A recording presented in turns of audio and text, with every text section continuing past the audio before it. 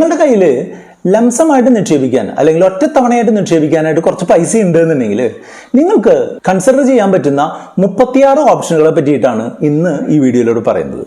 ഞാൻ സുബീഷാണ്. റുപ്പിമംഗ് എന്ന് പറഞ്ഞ യൂട്യൂബ് ചാനലിലൂടെയും ആസ്ക് റുപ്പിമംഗ് എന്ന് പറഞ്ഞ വാട്സപ്പ് സർവീസിലൂടെയും പേഴ്സണൽ ഫിനാൻസുമായി ബന്ധപ്പെട്ട കാര്യങ്ങൾ പറഞ്ഞു തരുന്നത് ഞാനാണ്. നിങ്ങളുടെ കയ്യിൽ ഒറ്റത്തവണയായിട്ട് നിക്ഷേപിക്കാനായിട്ട് കുറച്ച് എമൗണ്ട് ഉണ്ട്.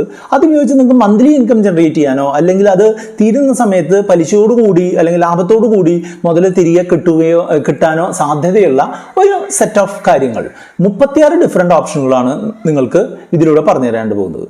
പല റിസ്ക് കാറ്റഗറിയിലുള്ള പലതരത്തിലുള്ള റിസ്ക് എടുക്കാൻ സാധിക്കുന്ന ആളുകൾക്ക് നിങ്ങളുടെ റിസ്ക് കാറ്റഗറിക്ക് അനുസരിച്ചുള്ള ഓപ്ഷനുകൾ നിങ്ങൾക്ക് സെലക്ട് ചെയ്യാം.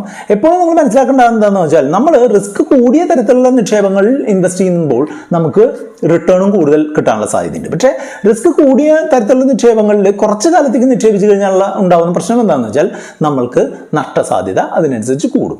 അപ്പോൾ ആ കാര്യങ്ങൾ നിങ്ങൾ കൃത്യമായിട്ട് മനസ്സിലാക്കിയിട്ട് വേണം ഈ കാര്യങ്ങളിലേക്ക് ഇറങ്ങി പുറപ്പെടാൻ. അതുകൊണ്ട് തന്നെ നിങ്ങളുടെ റിസ്കിനും നിങ്ങളുടെ ഇൻവെസ്റ്റ്മെന്റ് കാലാവധിക്കും അനുസരിച്ചുള്ള ഓപ്ഷനുകൾ മാത്രം സെലക്ട് ചെയ്യുക. എപ്പോഴും ഇൻവെസ്റ്റ്മെന്റുകൾക്ക് എല്ലാത്തിനും അതിൻ്റെതായിട്ടുള്ള റിസ്ക് ഉണ്ട് എന്നുള്ളത് മനസ്സിലാക്കിക്കൊണ്ട് മാത്രം നിക്ഷേപം നടത്തുക.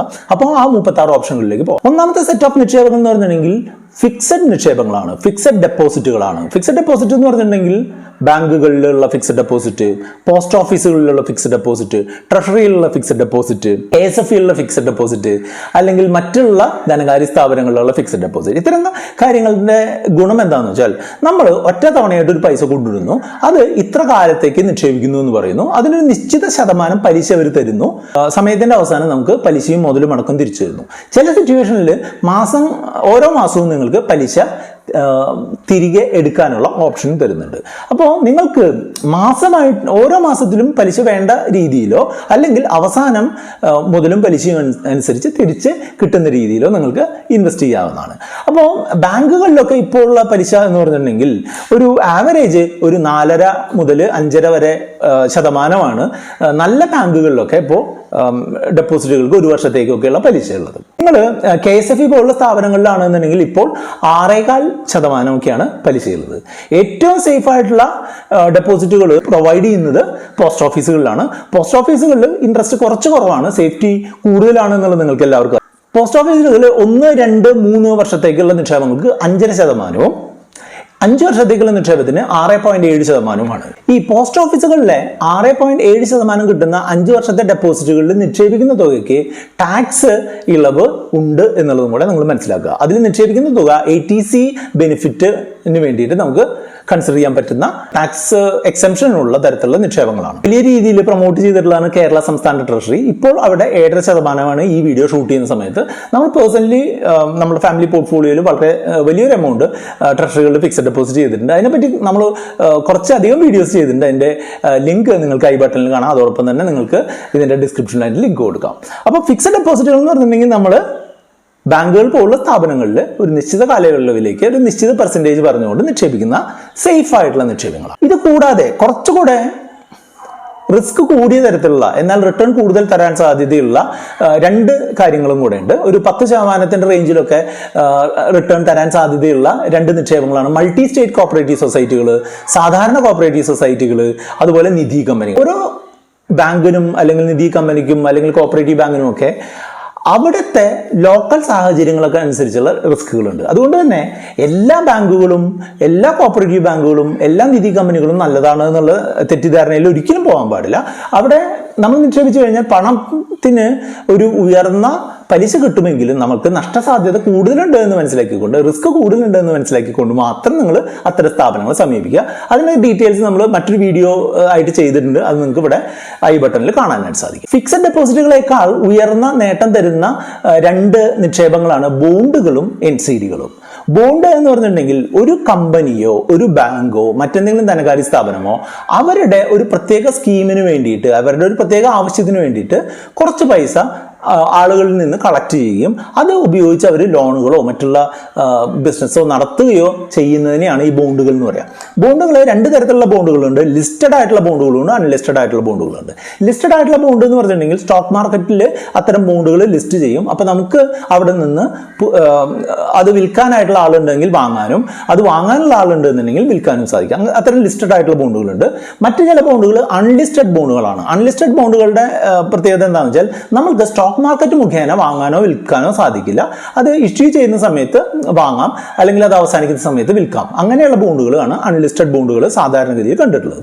ഇത് കൂടാതെ ഇതിൻ്റെ ഒരു കൂട്ടുകാരനാണ് ഈ നോൺ കൺവേർട്ടബിൾ ഡിബെഞ്ചേഴ്സ് എന്ന് പറയുക.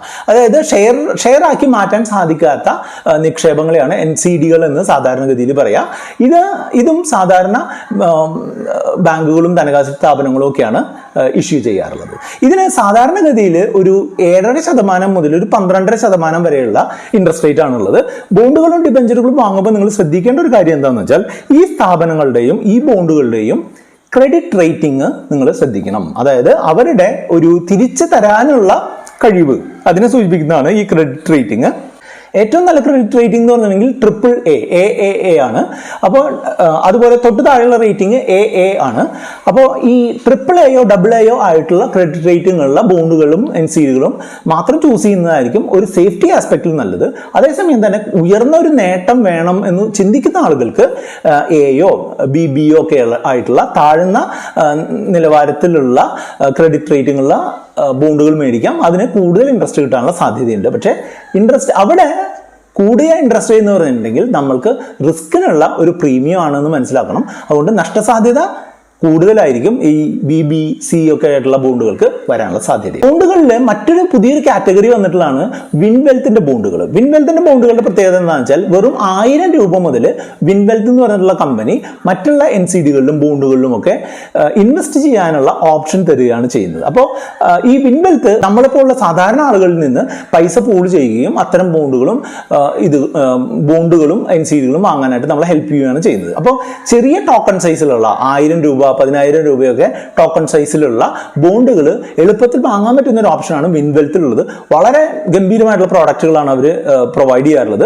സാധാരണഗതിയിൽ ഒരു 2-3 ദിവസം കൊണ്ട് മൊത്തം ബോണ്ടുകളും വിറ്റ് തീർന്നു പോവുകയാണ് പതിവ്. അപ്പോൾ നിങ്ങൾക്ക് ഈ വിൻവെൽത്തിന്റെ ബോണ്ടുകൾ ഉയർന്ന നിലവാരത്തിലുള്ള ഉയർന്ന ഇൻട്രസ്റ്റ് റേറ്റ് തരുന്ന വിൻവെൽത്തിലുള്ള ബോണ്ടുകൾ ഇൻവെസ്റ്റ് ചെയ്യാനും അതേപോലെ തന്നെ ഒരു 0.5% ഇൻട്രസ്റ്റ് കൂടുതൽ കിട്ടാനുമായിട്ട് ഈ വീഡിയോയുടെ ഡിസ്ക്രിപ്ഷനിൽ ഞാൻ സ്പെഷ്യൽ ലിങ്ക് കൊടുത്തിട്ടുണ്ട്. അത് ഉപയോഗിച്ച് നിങ്ങൾക്ക് ഇൻവെസ്റ്റ് ചെയ്യാനായിട്ട് സാധിക്കും. അടുത്തതായിട്ട് LIC പോലുള്ള ഇൻഷുറൻസ് കമ്പനികളിലുള്ള ഒറ്റത്തവണ നിക്ഷേപങ്ങളാണ്. ഈ ഒറ്റത്തവണ നിക്ഷേപങ്ങളിൽ പ്രധാനമായിട്ടും വരുന്നത് പ്രധാനമന്ത്രി വയോവന്ദൻ യോജന PMVVY എന്ന് പറഞ്ഞിട്ടുള്ള ഒരു സീനിയർ സിറ്റിസൻസിന്റെ പദ്ധതിയാണ്. 7.4% ആണ് അതിന് ഈ സമയത്ത് ഇൻട്രസ്റ്റ് ആയിട്ട് കൊടുക്കുന്നത്. അപ്പോൾ ആ നിക്ഷേപ കാലാവധിയിൽ 7.4% എന്ന് പറഞ്ഞിട്ട് നേട്ടം കിട്ടുന്നതിനായിട്ടുള്ള ഒരു സ്കീമാണ് LICയുടെ PMVVY എന്ന് പറഞ്ഞിട്ടുള്ള സ്കീം. ഇതിനെപ്പറ്റി നമ്മളൊരു ഡീറ്റെയിൽഡ് ആയിട്ടുള്ള വീഡിയോ ചെയ്തിട്ടുണ്ട്. അതിന്റെ ലിങ്ക് ഞാൻ ഡിസ്ക്രിപ്ഷനിൽ കൊടുക്കാം. അതുപോലെ LICയിൽ നിങ്ങൾക്ക് ഒറ്റത്തവണ നിക്ഷേപം നടത്താൻ പറ്റുന്ന മറ്റുള്ള ഓപ്ഷനാണ് ഒരു ആന്യൂയിറ്റി സ്കീമുകളുടെ ഓപ്ഷൻ ഉണ്ട്. അതായത് LICയുടെ ആന്യൂയിറ്റി പ്ലാനുകളുണ്ട്. അത്തരം പ്ലാനുകളിൽ നിക്ഷേപിച്ചു കഴിഞ്ഞിട്ടുണ്ടെന്നുണ്ടെങ്കിൽ നമ്മൾക്ക് തൊട്ടടുത്ത മാസം മുതലോ അല്ലെങ്കിൽ കുറച്ച് സമയത്തിന് ശേഷമോ എല്ലാ മാസവും ഒരു പെൻഷൻ രൂപത്തിൽ കിട്ടുന്ന സംവിധാനമാണ് ഈ LICയുടെ ആന്യൂയിറ്റി പ്ലാനുകൾ. അത് SBI ലൈഫിനും HDFC ലൈഫിനും ഒക്കെ സിമിലർ ആയിട്ടുള്ള പ്രോഡക്ട്സ് അവൈലബിൾ ആണ്. അപ്പോൾ നിങ്ങൾക്കൊരു അത്ര റിസ്ക് എടുക്കാതെ തെറ്റില്ലാത്തൊരു മന്ത്ലി റിട്ടേൺ കിട്ടുന്നതിനായിട്ട് ഈ LICയുടെയോ മറ്റുള്ള ഇൻഷുറൻസ് കമ്പനികളുടെയോ ആന്യൂയിറ്റി പ്ലാനുകൾ ചൂസ് ചെയ്യാം. അതുപോലെയുള്ള മറ്റു 2 പ്രോഡക്റ്റുകളാണ് LICയുടെയും മറ്റുള്ള ഇൻഷുറൻസ് കമ്പനികളുടെയും എൻഡോമെന്റ് പ്ലാനുകളും അതുപോലെ മണി ബാക്ക് പ്ലാനുകളും. ഇത്തരം പ്ലാനുകളിൽ നമ്മൾ ഒറ്റത്തവണ നിക്ഷേപം നടത്താൻ നമ്മുടെ കയ്യിൽ വലിയൊരു എമൗണ്ട് ഉണ്ടെന്നുണ്ടെങ്കിൽ നമുക്ക് അതിൻ്റെ മെച്യൂരിറ്റിയുടെ ടൈമിൽ നമുക്ക് തിരികെ അതിൻ്റെ ബോണസ് അടക്കമുള്ള തുക കിട്ടും. പക്ഷെ എപ്പോഴും ഞാൻ ആദ്യമേ പറയാറുള്ള കാര്യം നിങ്ങൾ ശ്രദ്ധിക്കുക, LIC പോളിസികൾ എന്ന് പറഞ്ഞിട്ടുണ്ടെങ്കിൽ നമ്മൾക്ക് റിട്ടേൺ തരുന്നത് വളരെ ചെറിയ റിട്ടേൺ ആയിരിക്കും. ഒരു 5-6% റിട്ടേൺ തരിക. അപ്പോൾ ലോങ് ടേമിലേക്ക് നമുക്ക് നിക്ഷേപിക്കുമ്പോൾ നമ്മളുടെ ഇൻഫ്ലേഷൻ, അതായത് പണപ്പെരുപ്പത്തിനെ കവർ ചെയ്യാനുള്ള ഒരു എമൗണ്ട് പോലും കിട്ടാനുള്ള സാധ്യതയില്ല എന്നുള്ളത് നിങ്ങൾ പ്രത്യേകം മനസ്സിലാക്കിയിരിക്കണം. പോസ്റ്റ് ഓഫീസുകളുടെ ഫിക്സഡ് ഡെപ്പോസിറ്റുകളെ പറ്റി നമ്മൾ ഓൾറെഡി പറഞ്ഞു കഴിഞ്ഞു. പക്ഷേ ഫിക്സഡ് ഡെപ്പോസിറ്റുകൾ അല്ലാതെ ഒരു ലംസമായിട്ടുള്ള ഒരു എമൗണ്ട് ഇട്ടുകൊണ്ട് നമുക്ക് ലാഭം കിട്ടുന്ന 2-3 സ്കീമുകൾ കൂടെ അവൈലബിൾ ആണ്. അതായത് നിങ്ങളുടെ കയ്യിൽ ഒരു 10 വർഷം 4 മാസവും നിങ്ങൾക്ക് നിക്ഷേപിക്കാനായിട്ട് ഒരു നിശ്ചിത എമൗണ്ട് ഉണ്ട്. 10 വർഷത്തിനൊക്കെ ശേഷം നമുക്ക് ആവശ്യമുള്ളൂ.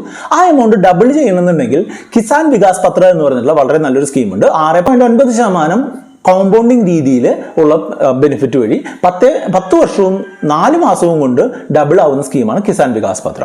അതുപോലെ മറ്റൊരു സ്കീം സീനിയർ സിറ്റിസൺ സേവിങ് സ്കീമാണ്. അതായത് 60 വയസ്സിൽ കൂടുതലുള്ള ആളുകൾക്ക് ഒരു നിശ്ചിത എമൗണ്ട് ഇട്ട് കഴിഞ്ഞിട്ടുണ്ടെന്നുണ്ടെങ്കിൽ 7.4% ഇൻട്രസ്റ്റ് കിട്ടുകയും അത് മന്ത്ലി രൂപത്തിൽ നമുക്ക് കിട്ടുകയും ചെയ്യുന്നതിനുള്ള സംവിധാനമാണ് ഈ സീനിയർ സിറ്റിസൺ സേവിങ് സ്കീം.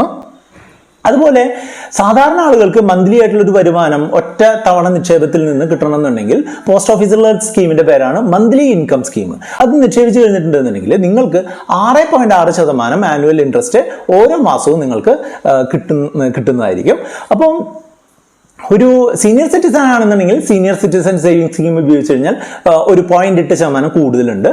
സാധാരണ ആളുകൾക്ക് 6.6 ഉള്ളൂ എന്നുള്ളത് നിങ്ങൾ മനസ്സിലാക്കുക. അപ്പോൾ പോസ്റ്റ് ഓഫീസുകളിൽ ഒരു ലംസം നിക്ഷേപത്തിന് പോസ്റ്റ് ഓഫീസ് ടൈം ഡെപ്പോസിറ്റ് അല്ലെങ്കിൽ പോസ്റ്റ് ഓഫീസ് ഫിക്സഡ് ഡെപ്പോസിറ്റ് അല്ലാത്ത 3 ഓപ്ഷനുകളാണ് പറഞ്ഞത്: Kisan Vikas Patra, senior citizen saving scheme, പിന്നെ മന്ത്ലി ഇൻകം സ്കീം. ലംസമായിട്ട് നിക്ഷേപിക്കുന്നതിന് പറ്റുന്ന 36 മാർഗങ്ങളുടെ ആദ്യത്തെ പാർട്ടാണ് നിങ്ങളിപ്പോൾ കണ്ടത്. രണ്ടാമത്തെ പാർട്ട് കാണുന്നതിനായിട്ട് ഈ ലെഫ്റ്റ് സൈഡിലുള്ള വീഡിയോ ക്ലിക്ക് ചെയ്തുകൊണ്ട് മുന്നോട്ട് പോകാം.